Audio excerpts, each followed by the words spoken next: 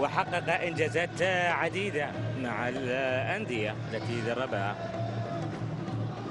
هنا استقبال خطير، الكرة تقدم في العارضة، جول جول أول في اللقاء. ما له إلا الجزائري، ما له إلا بغداد بنجاح.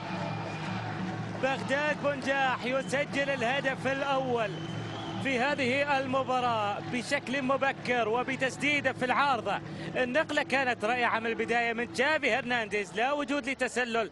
هنا الاستلام، هنا التسليم مباشرة في العارضة، ومن العارضة إلى خط المرمى، ومن الخط إلى الشباك، من خلالها الهدف الأول لصالح السد. السد إذا يتقدم بأول أهداف المباراة. إلى الآن ما في مفاجآت، المفاجآت كانت بتكون لو استطاع فريق الإخريطيات الحفاظ على هذه النتيجة. إيصال الكرة إذا لخارج الملعب،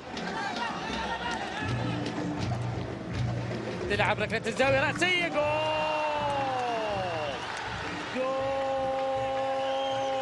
ثاني لصالح السد.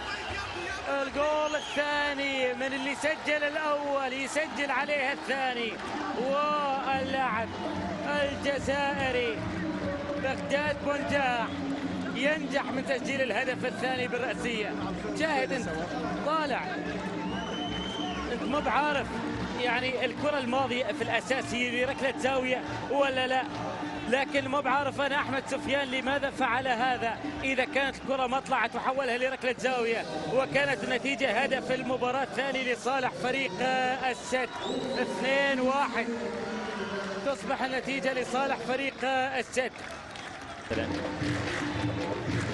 اللاعب الذي توج مع فريق السد في بطولة دوري أبطال آسيا. هنا محاولة، الثالث الثالث الثالث الثالث، نعم هو الثالث،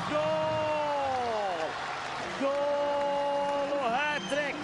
بغداد بنجاح يسجل الهاتريك والثالث، ثالث أهداف السد في الشوط الأول. 4 أهداف عندنا إلى الآن في هذا اللقاء، والسد يستطيع وينجح عن طريق اللاعب بغداد بنجاح من أن يسجل الهدف الثالث. البداية من يغرط حمرون، النهاية مع اللاعب بغداد بنجاح.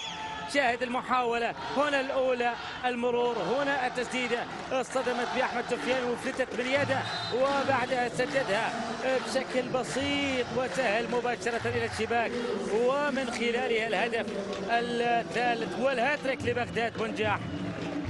اللاعب اللي مميز بغداد بنجاح، صاحب الأهداف الثلاثة في هذا اللقاء.